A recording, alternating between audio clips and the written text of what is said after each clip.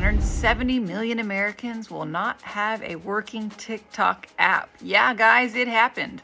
But why would someone old like me and you care? Government, I'm never forgiving you for this.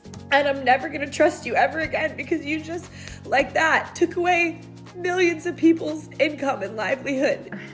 First off, guys, 170 million people is actually half the United States population. And what TikTok nailed and no other company has done is, let's just say I join TikTok today, I don't have any followers, and I upload a cool video about hashtag disc golf.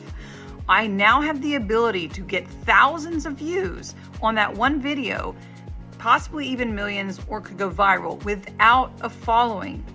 You cannot underestimate the power of that utility. I am actually sad this is not offered on any other social media platform.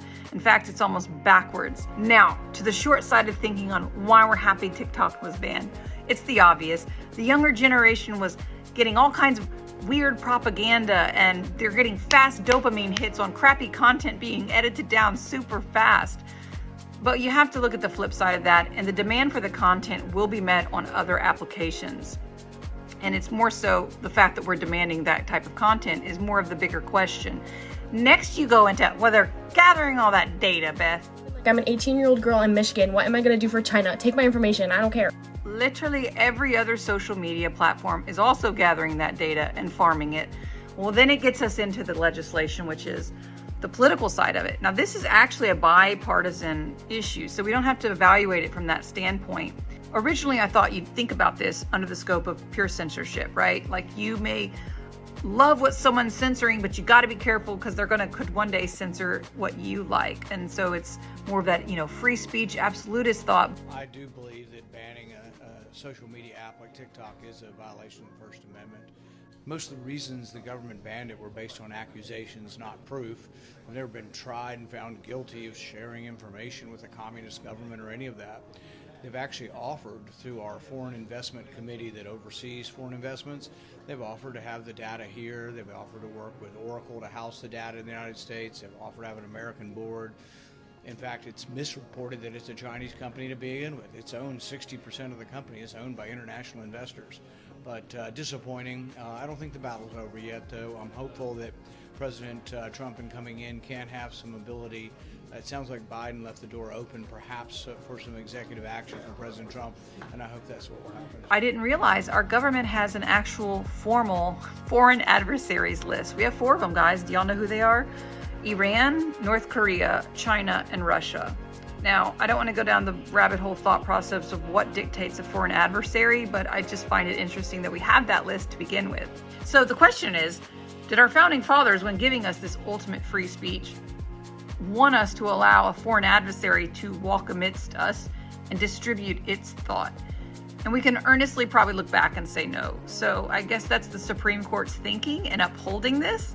First off, the legislation is very vague and far-reaching in 2 ways that it's nuanced. The first one is through companies itself. If we have the right to turn off TikTok, will we then next turn to any other social media platform? Case in point, an example, you could just be like Elon. He's from South Africa, and narratives can be spun. As you've known, for years we've heard crazy narratives spun, and you could get 50% of the population to believe the narrative. So crazy Elon, he's from South Africa, and they're seeking world domination. And he's used to be South African, and he owns X, and it reaches billions of people. Should we turn it off? And then it also, the more interesting nuanced thought is regarding how countries and applications work. Most of you probably don't realize, but China doesn't allow for any American app to be ran in China. And most of the apps are created here at Silicon Valley or America. And the EU itself right now is currently trying to ban X in certain European countries. So in the future, this is going to continue to get more and more nuanced based on which countries are adversaries and friends with the others, and which social media company platform has political leanings in this direction or the other.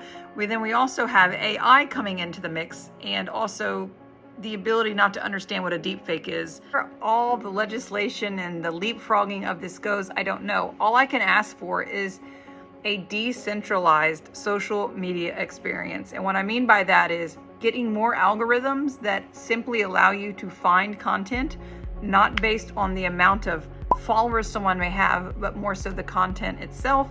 And secondly, decentralized, guys. It's awesome to have many different social media applications. The more the better. And now for the zinger, the funny, ironic part at the end is, where did all these TikTok refugees go? They actually went to another Chinese application.